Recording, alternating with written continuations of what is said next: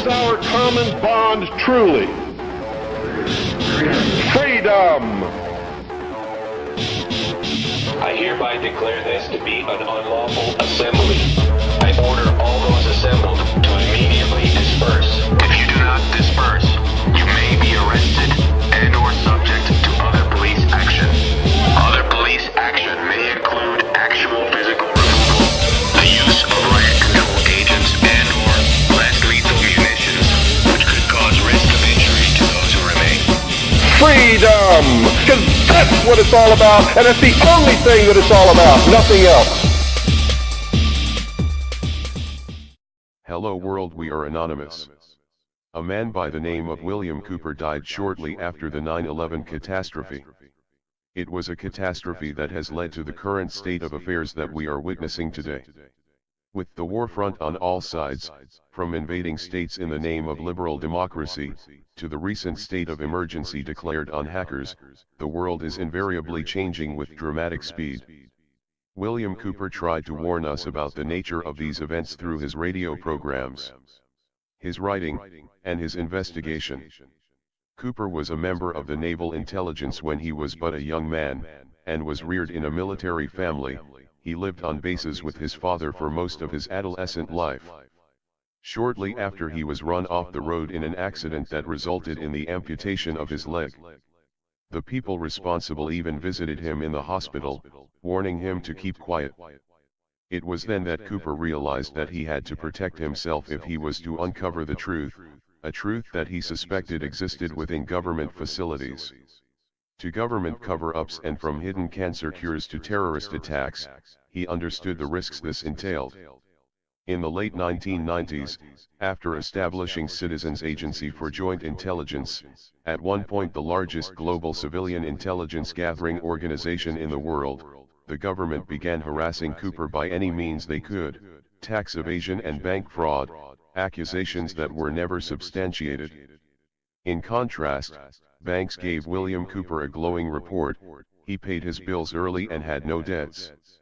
But, eventually, Cooper was forced to send his wife and family into hiding as he fought the trumped-up charges.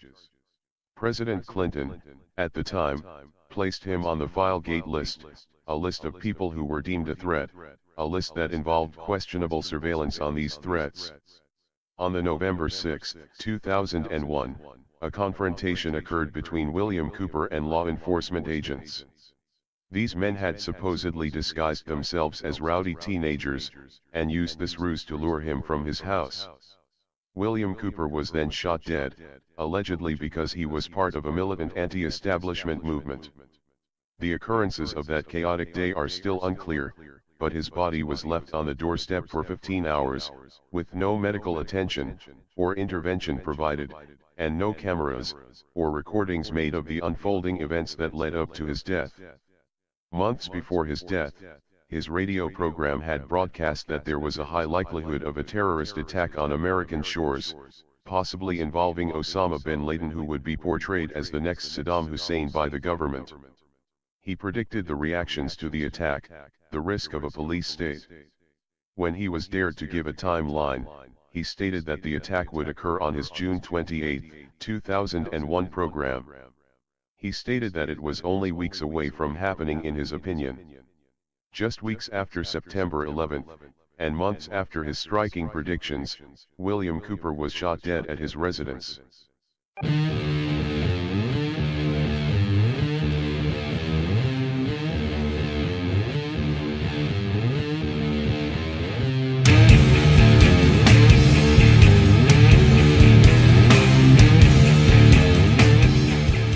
My purpose is not to change your religion. My purpose is not to make you believe everything that I say. On the contrary, I'm the only one in the world that will tell you, listen to everyone, read everything, believe absolutely nobody, including me, including your mother, including your pastor, your preacher, your priest, your Uncle Bob, and anybody else that you can think of, unless you can prove it in your own research. And research, it doesn't mean getting a book off the library shelf and reading it and saying, well, he said it, so it must be true, because I wrote a book, you see. And I'm telling you, don't believe me unless in your own research you can prove what it is that I'm telling you. Because this is the age of deception. And if you don't believe that, you might as well go home right now, because you're in the wrong place. This is the age of deception. And everybody today is living in a fantasy world, and they're promoting agendas that they don't understand because somebody has told them that it's the right thing to do, and they generally believe it. Most people go to the church that they go to simply because their parents did, and for no other reason. Most people who are Democrats because their parents were, or they're Republicans because their parents were. If you ask them, what is a Republican, they couldn't tell you in 100 million years. They don't know. They vote that way because that's comfortable for them, because that's what they grew up with. Most of us do what we do because we grew up in it. So there is an awful lot about this environment around you shapes who and what you are. It's the truth. I had a woman at the post office where we lived the other day say, I listen to your radio station every day. It's wonderful. But when Bill's show comes on, I turn it off because I don't want to be brainwashed. What is she admitting to? She's admitting that she's already been brainwashed because she is unwilling to listen to opposing viewpoints. That's the biggest number one sign of brainwashing that there is. It didn't matter that it was my show. It's any show. Any opposing viewpoint. Anything that opposes the status quo, if you won't listen to it, you're already brainwashed. You've closed your mind, and you are at the mercy of whatever manipulation they want to throw your way, because you've already determined that they're telling you the truth no matter what. You don't investigate. You have accepted blindly. That's the most dangerous thing that can happen to anyone. The moment that you say, this guy right here, I like him. I like what he says. He's right. I'm going to listen to him. And anybody that says anything different to him is wrong. You've just totally destroyed yourself. Because the truth is, he's a human being. I'm a human being. This young lady is a human being. Bill Clinton is a human being. Okay? When you mistake people for righteousness, or when you mistake people for the message, or when you mistake people for government, or when you mistake people for religion, you're making a big mistake. Because people, for the most part, are a big mistake. Does everybody understand what I'm trying to tell you? We are subject to temptations. We are subject to our own carnal desires, lusts, and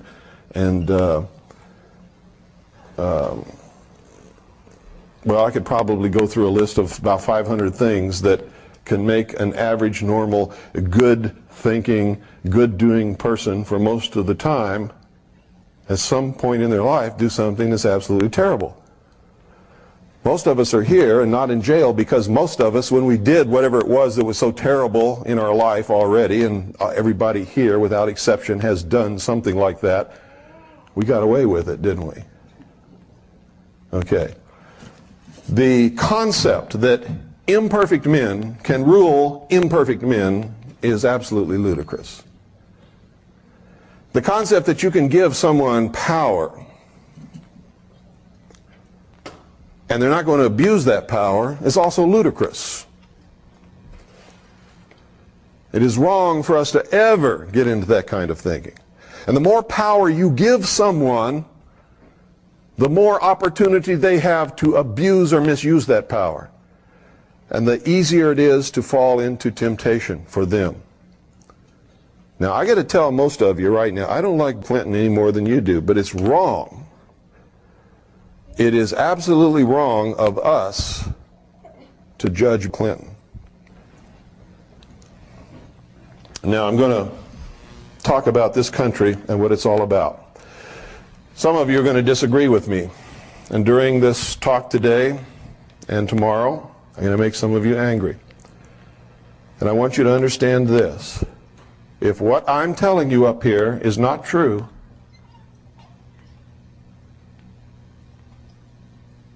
it's not going to bother you.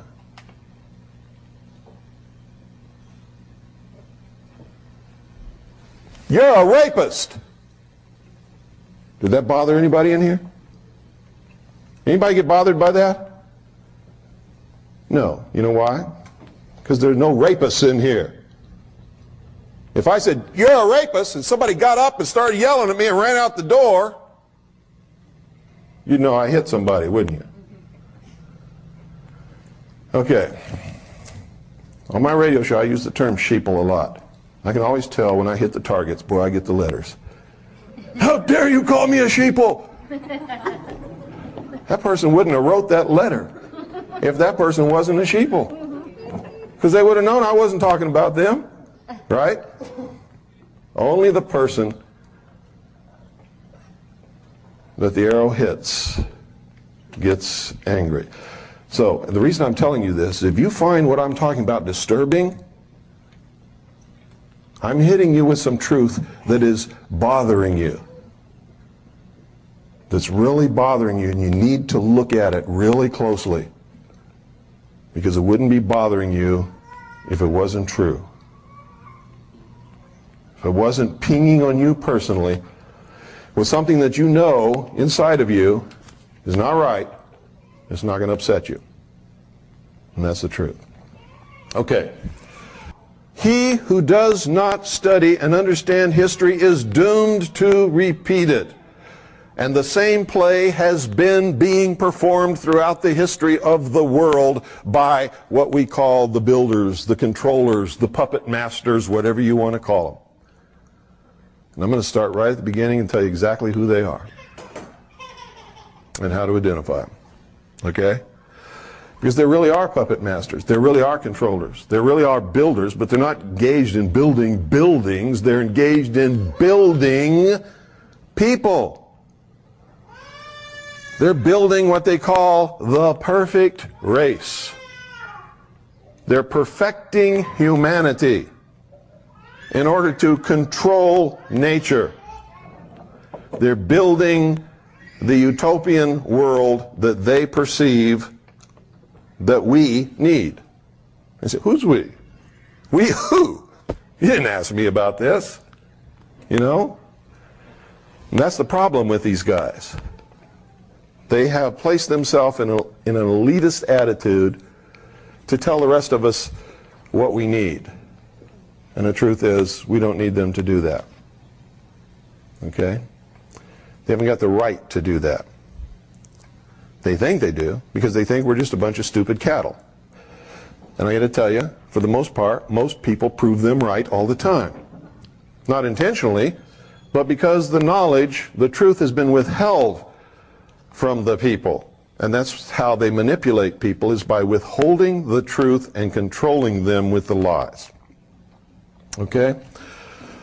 Now, first I got to start off here. I got to ask you a question. What's the most important thing about this country that you can think of? And I want to see some hands and hear some answers. This is a participation sport when you come in here with me. Okay? Yes, sir. Recognition of God-given rights. Recognition of God-given rights. Okay? Individual liberty. Individual liberty. Freedom. No king but King Jesus. No king but King Jesus. Sound money. Sound money. Okay, now I'm going to ask you another question. Which one of those, because somebody already gave the right answer, which one of those do you think is the right answer? Everybody all at once. Freedom. Freedom. Why? Because none of the rest of them would exist without it. You couldn't have any of the rest of them without the freedom to do it. You give somebody the power to say you can't have one king but King Jesus, and you're not going to have King Jesus, you're not going to have Christianity, you're not going to have a church. In fact, if they catch you saying the word Jesus, they're liable to chop your head off and throw your body to the lions. Isn't that correct? Okay. The greatest thing about this country, whether you agree with me or not, it's the absolute truth. If you take this away from any person or any group of people, you have no country. Freedom. You have no religion. You have no sound money. You don't have any of it. You're subject to the control of the people who have taken your freedom away and who are now subjecting you to their will, because that's what lack of freedom is. Being subject. You know what subject means? To someone else's will. Freedom means you're subject to your own will. As long as what? As long as you take responsibility for your actions and you never hurt the person or property of any other human being. Period. If you do, you put yourself at war with someone else. Is that freedom? No. Then you're taking someone else's freedom away. You have become the bad guy when you do that. How many of you have heard of Dave Emory? Talk show host. KGO, San Francisco. Anybody? The other day he called me that famous fascist. Do I sound like a fascist? No. But you see, that's part of the manipulation. Because He has a one-track mind. Pardon? He has a one-track mind. No, he has an agenda, is what he has. One-track mind, the way he thinks. Yeah. He's not really thinking, he's fulfilling an agenda. He has an agenda. He's a socialist. He doesn't want people to listen to me who tell you that freedom is the most important thing in the world, because socialism can't have people walking around saying things like that. Because socialism doesn't give you freedom. They want you to think it does. Aren't they trying to bombard you with the delusion that liberals are for freedom? Liberals are for socialism. Liberals started out being for freedom when there wasn't any. Being for freedom was liberal. Being conservative was for the power of the king. Remember? All of our founding fathers were liberals. Believe it. They were also traitors. So when somebody calls me a traitor because I'm supposedly against the government, it doesn't bother me. I'm in damn good company. But you see, I'm not a traitor. Because what is the government? We are not the government. No, we're not even supposed to be. What is the government? The government is a contract signed by the founding fathers, which is called the Constitution for the United States of America. That is the government. That says what the government can do, what the government cannot do, when it can do it, when it cannot do it, where it can do it, where it cannot do it. Are you parties to that contract? Huh? Nope. No, you're not. How can you be party to a contract you didn't sign? You can't be. So it's a contract entered into between the signatories representing the first 13 colonies in order to establish a union of independent sovereign states for their mutual benefit and protection. Correct? Am I right? Only those who signed it and those whom they legally and lawfully represented are really bound to it. Is that correct? Yeah. No. Now, don't get into all this posterity stuff, because posterity is only bound to it if they want to be. How do you get bound to it? You're in a territory which wants to become a state, and by vote you agree to become bound to it and are accepted as a state of the Union. You understand that? Okay. Why? Because you elected representatives to act in your behalf. Is that correct? Okay. Is that a democracy? No. Is this a democratic country? No. Was it ever meant to be? No, never. So why do we hear all this talk about democracy all the time? It's the agenda to brainwash the American populace into accepting democracy, which is what? The first step into socialism. Why? No, because in our human failings and in our temptations, if it's one man, one vote, the majority is going to vote themselves everything, right? And if you vote yourself everything, what is that? The state owes me a job. We're going to vote that the state has to give us all a job. We're going to vote that the state is responsible for making sure that I have X number of dollars a year, so we're going to vote that there's going to be a minimum income for everybody in the country. That's socialism. Lenin, V.I. Lenin, you all know who he is? The man who founded the Soviet Union. V.I. Lenin said, democracy is indispensable to socialism. You can take a free people, make them into a democracy from whatever they were before, and they will vote themselves into slavery every single time because they are weak. They want the benefits. They want the check from the government. They want the job from the government. They want a car from the government. They want medical care from the government. They want everything from the government. What's the fallacy in that?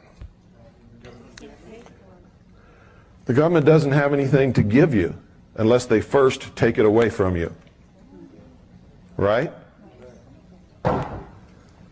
Now, for somebody who works and is productive, they don't like that. That's not good, is it? Somebody, however, who is a weak victim, that's great, isn't it?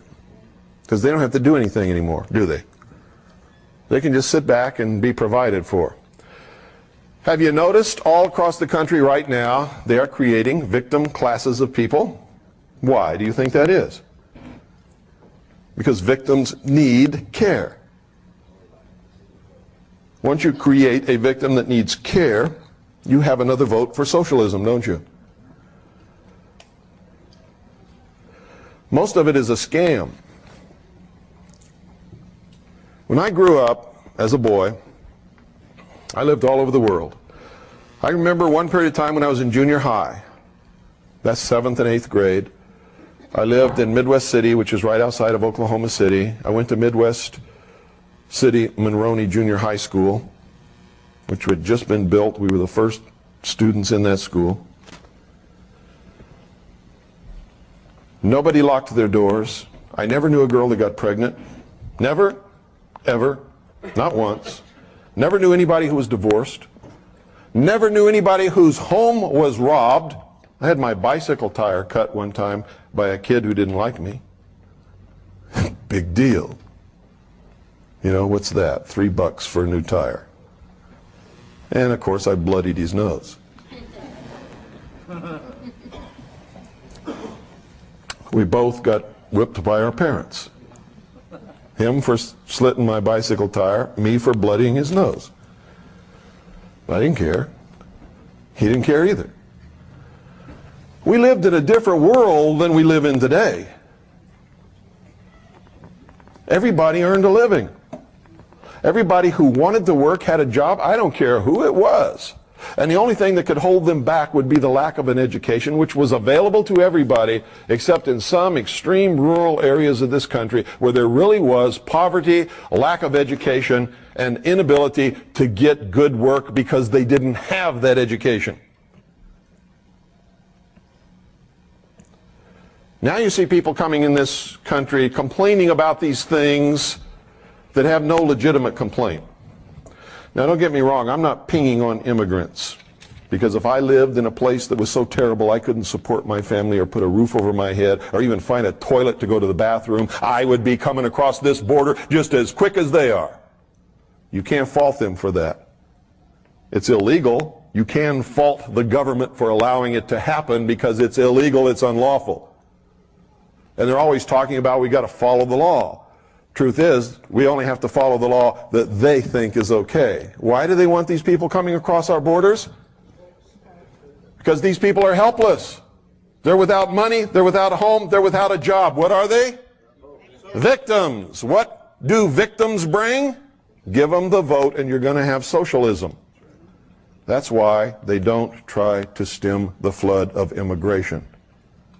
It furthers the agenda of socialism.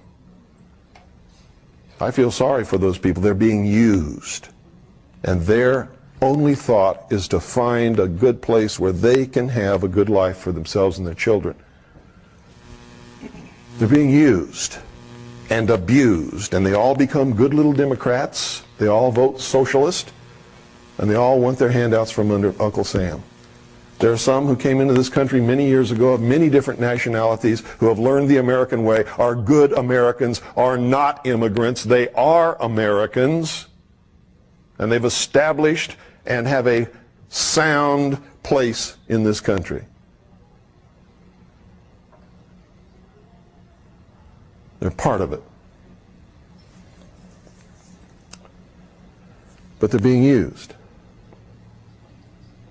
They can't speak the language. Because they can't speak the language, it's hard to find a job. When they find a job, it's not at the pay that they would like to have. So they look to the government to solve their problems. Does everybody understand what I'm telling you? You've often wondered, why is it that they don't do anything about this flood of immigrants coming across the border? And I'm not talking about just Hispanics from Mexico, Central and South America. I'm talking about from all over the world.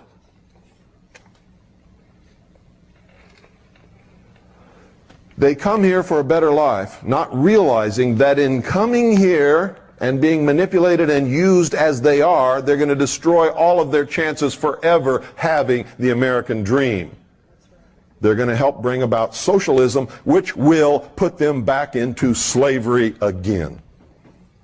And that's got to stop. You have to understand the agenda. You have to understand who's bringing it about and why before you can see the manipulations and how people are being used and manipulated to bring it about. No, what is the government? It's the Constitution for the United States of America, the Bill of Rights, and the amendments lawfully made thereto. You see, you're mistaking people for the government. The founders of this country, by and large, were Christian. Many of them weren't Christian, but pretended to be, were deists, and you can find that in their writings. Many of them were members of the secret societies. How many of you believe Thomas Jefferson was a Christian? I'm not afraid. I believed it until I read the truth about Thomas Jefferson and studied his life. Thomas Jefferson hated Christianity. Thomas Jefferson tore up the Bible. Thomas Jefferson wrote his own Bible because he said the God of the universe could not possibly be that terrible God represented in the King James Version of the Bible. Don't be afraid to raise your hand in here, folks. Nothing that I'm going to say is intended as a personal slant or insult or attack upon anybody in here. But I need your cooperation in order for us all to learn. Until I really studied Thomas Jefferson and found out what he really was. He was a deist. So was Benjamin Franklin. How many of you knew that Benjamin Franklin was the master of the Masonic Lodge in Philadelphia? How many of you knew that he was the master of the Lodge of Nine Muses in France? Have you ever studied the Lodge of Nine Muses? Boy, you better. How many of you knew that when Benjamin Franklin was in the colonies, he pretended to be a pious Christian, although he was not seen in church too much, pretended to be a pious Christian. However, he entered into a sexual relationship and a living arrangement with two different women and sired children by both of them, never married either one. How many of you knew that? How many of you knew that when Benjamin Franklin went to France, he surrounded himself with prostitutes and drank champagne almost 24 hours a day and just reveled in orgies? How many of you knew that? You'd be surprised what some ugly old men are capable of.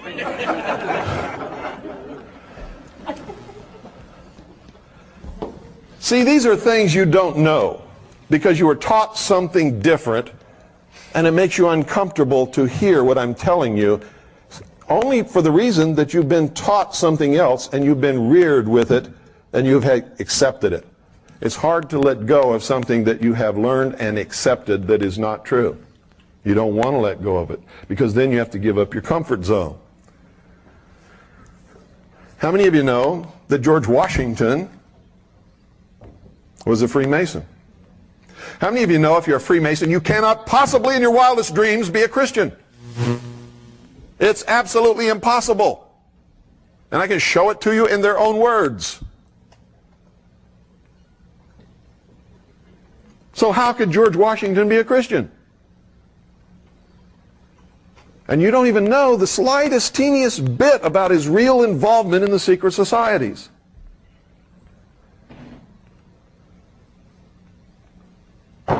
He founded a military order, a secret order of his military officers, the generals and senior officers of the Revolution. What's the name of that order? The Knights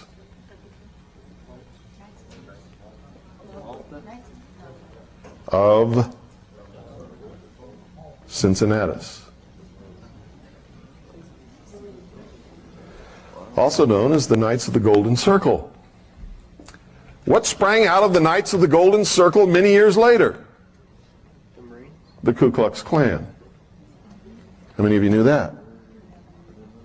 No, see, you don't know these things because you're so willing to accept that what you know is right without investigating.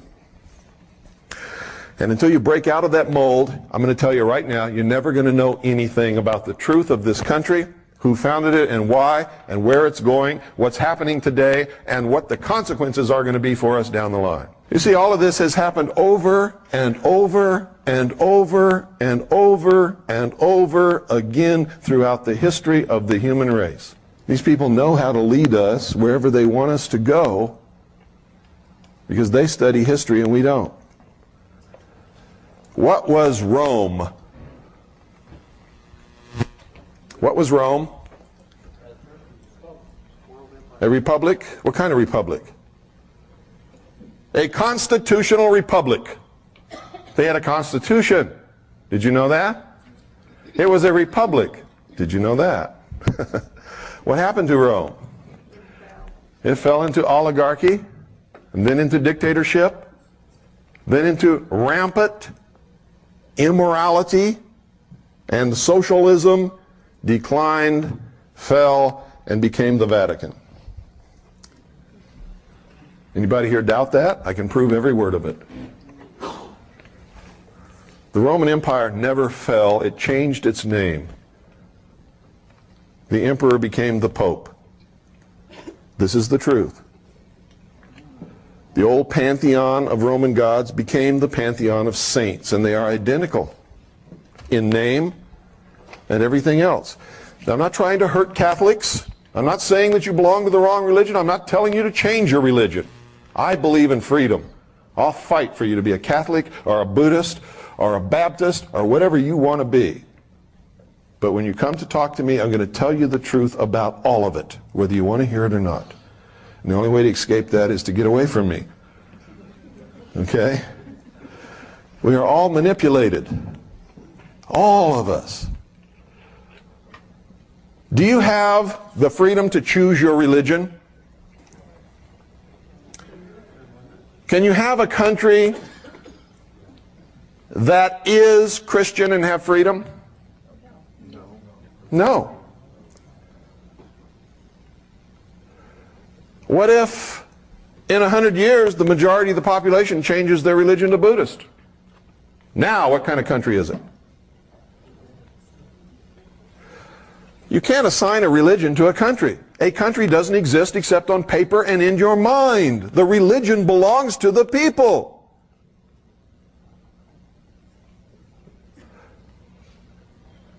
Does everybody understand that? Let me show you something here. How many of you have seen this?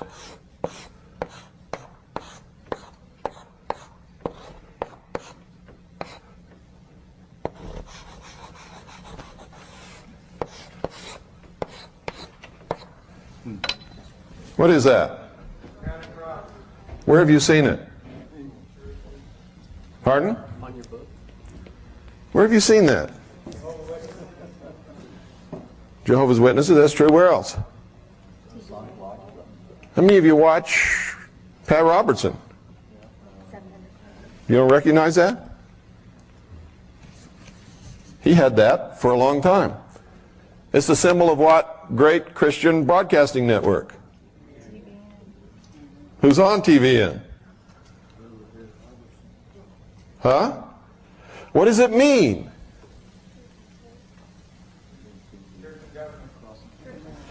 This is the marriage of church and state. Is that what you want? What happened the last time you had the marriage of church and state? Anybody who disagreed got what?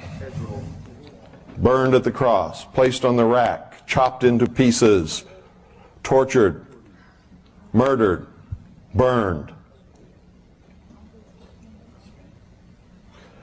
Now don't get me wrong, I believe in freedom. If that's what you want, you're entitled to want that all you want.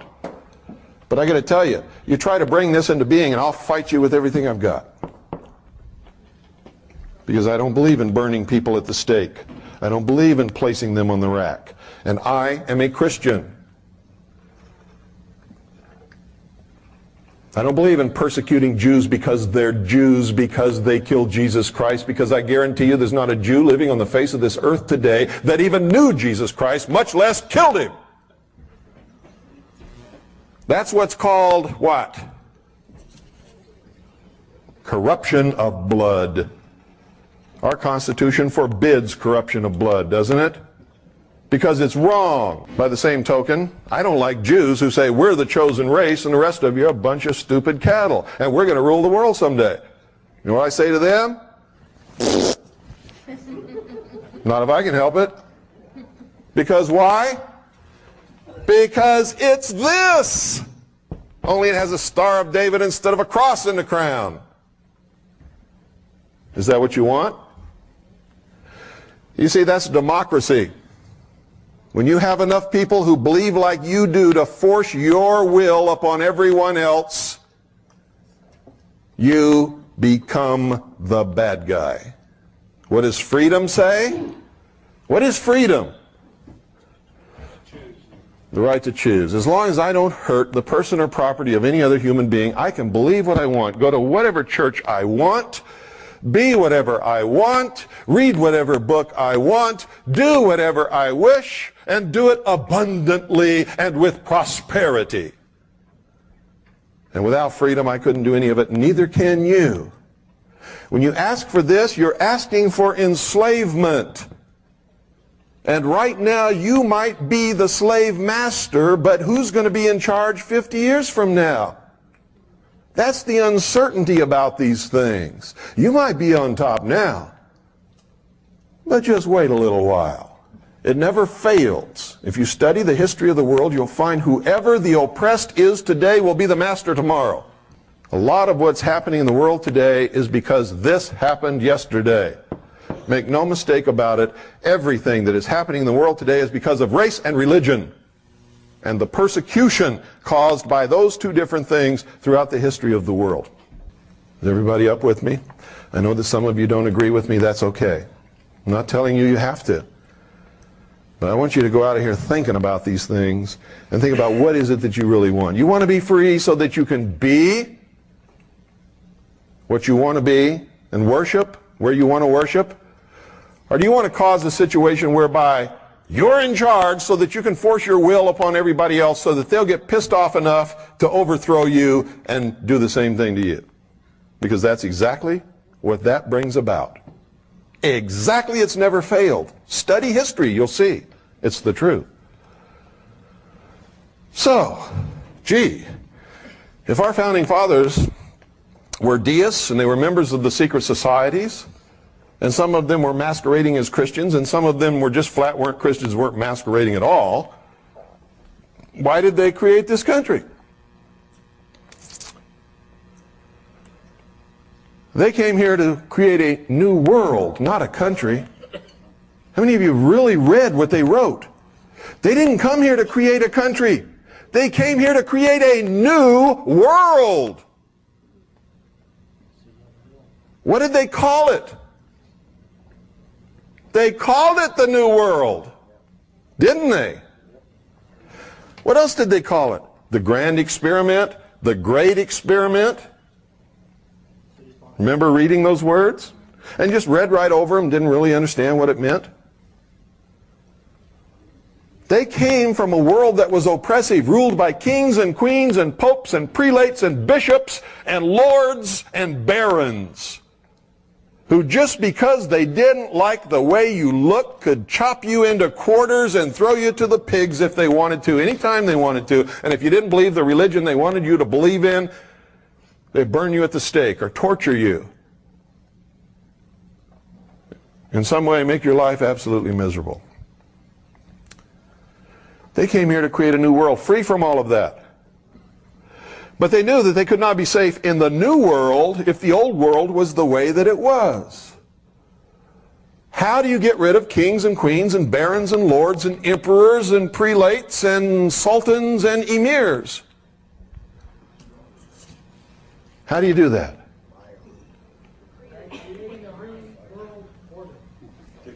That's exactly right. A new world order. From the beginning, that was the goal, ladies and gentlemen. That's the absolute truth. From the very beginning, that was the goal. What do you think New World means? What do you think it means?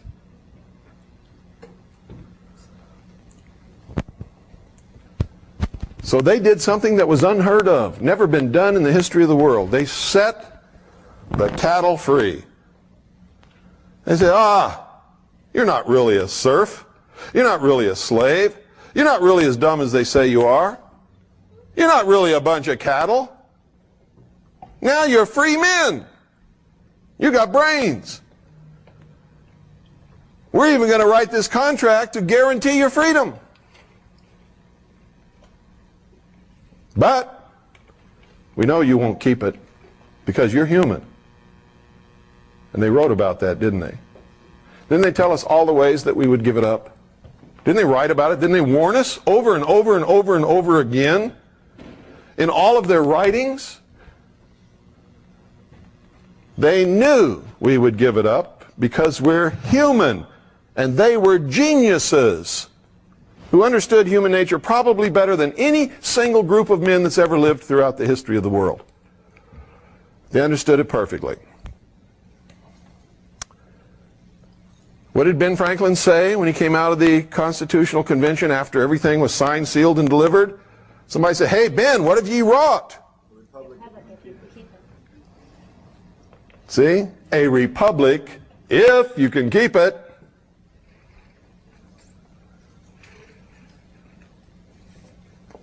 He knew. They all knew. What was it really about? Why did they give it to us if they knew we would give it up? And they did know. Make no mistake about that. They knew. What do you think the fight over federalism was all about? They wanted to make sure that at some future point, the great central government would seize control.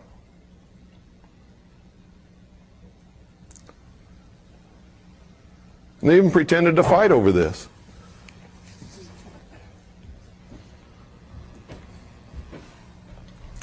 Like all of these secret society people do. It's called the Hegelian dialectic. We want all these people to do something. So you and I are going to get together. We're going to create two different causes. We're going to get all these people wrapped up in it. We're going to pretend to fight against each other. And this fight is going to bring about the conclusion that we really wanted in the first place. And they're all going to think that it was done accidentally by them, and we didn't have anything to do with it. How many of you understand the concept of Hegelian dialectic of manipulation of political resolution? If you don't, you'd better read Hegel and you'd better study it, because that's what's happening. That's what the abortion issue is all about. Can government decide the abortion issue? Can you decide it with laws? If you could, everybody would obey the law. There wouldn't be any issue, would there? The Supreme Court has already made the law, haven't they? Thank you. I've been saying that for 20 years. It's the truth.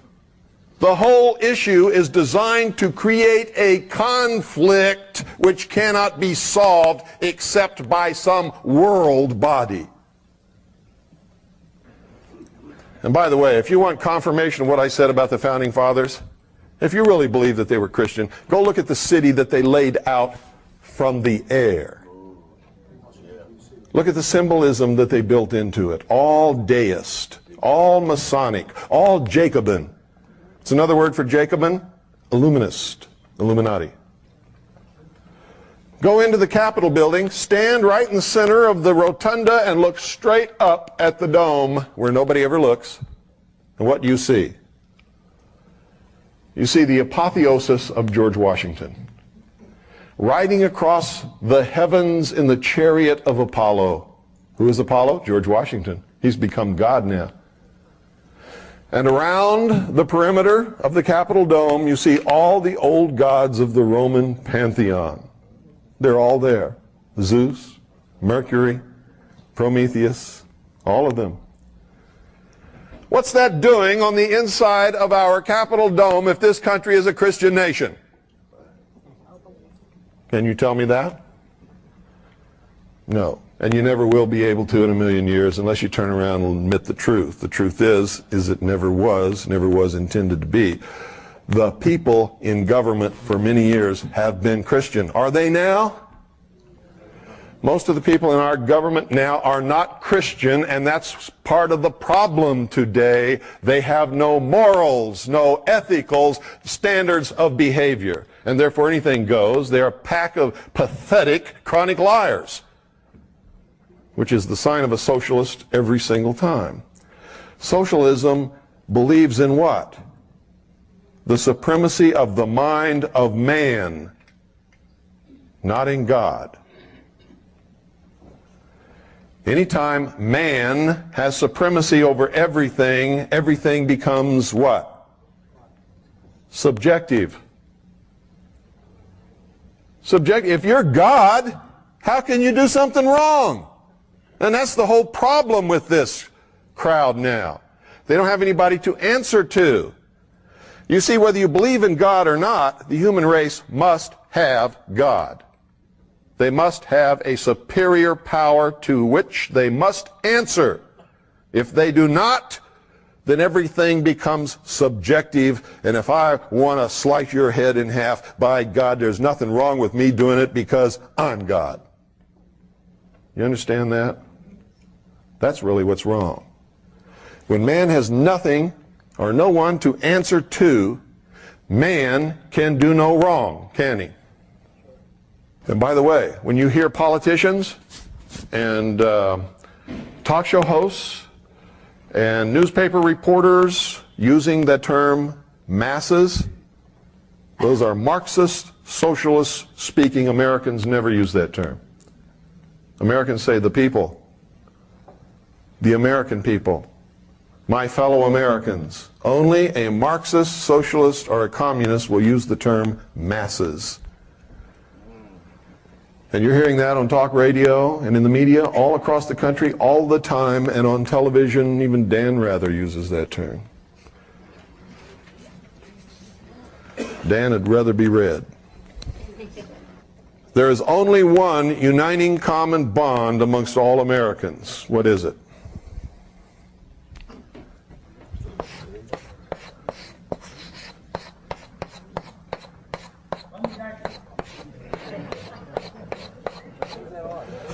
Freedom. If that isn't the most important thing in your life, you're not going to do a thing to help us save this country. In fact, more than likely, whatever you're going to do is going to help us destroy it.